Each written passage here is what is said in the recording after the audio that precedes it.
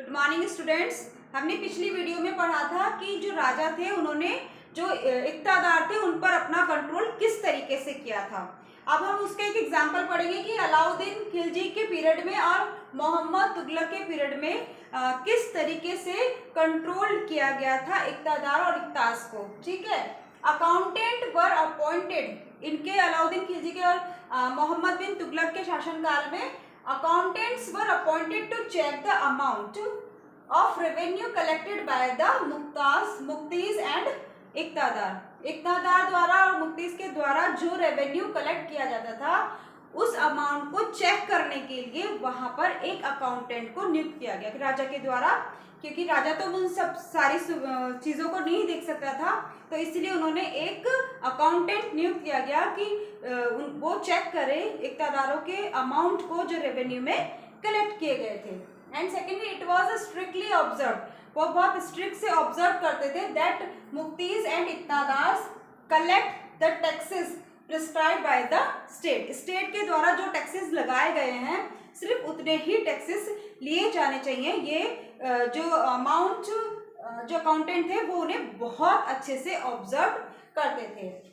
उसी का एक एग्जाम और फिर क्या है, स्टेट्स का वो पूरा ऑब्जर्व तो कर रहे थे and keep the required number of soldiers only, और जितने सोल्जर्स की आवश्यकता थी उससे कहीं अधिक सोल्जर्स तो नहीं है, अगर हैं तो कहीं ऐसा ना हो कि वो इक़्तिदार अपनी ही एक आर्मी बना लें, ये भी वो ऑब्जर्व करते थे।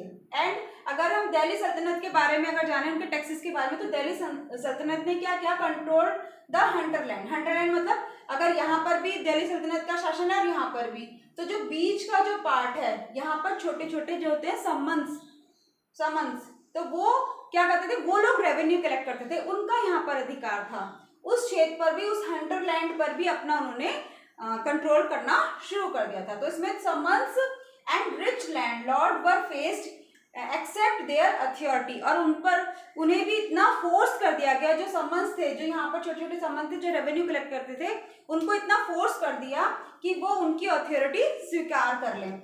इसके लिए एक एग्जांपल है कि अलाउद्दीन खिलजी ने took the rights to collect land revenue under his control, और उसने जो रेवेन्यू कलेक्ट करने का काम था वहां पर जो हंटरलैंड में, तो उन्होंने वो अपने कब्जे में ले लिया, अपने कंट्रोल में ले लिया।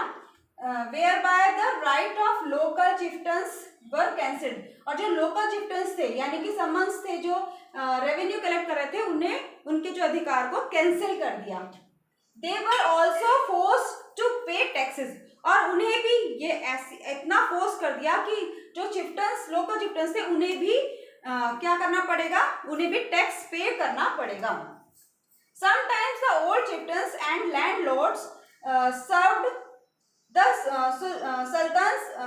सल्तनत as revenue collects and assessors, और कभी कभी ऐसा होता था कि जो चिफ्टन्स थे या बड़े बड़े लैंडलॉर्ड्स थे, वो उनको भी सैलरी के ऊपर बेस्ड करके कि आपको सैलरी दी जाएगी, आप यहाँ का एरिया का जो टैक्सेस है वो कलेक्ट कर लीजिए। इस तरीके से यहाँ पर उन्हें भी वो अधिकार मिल गया था कि आप कलेक्ट कर सकते हैं, लेकिन इसके लिए आपको सैलरी मिलेगी और आप कुछ समय के लिए बन सकते हैं, ऐसा नहीं कि परमानेंट आपको वहां बना दिया जाएगा।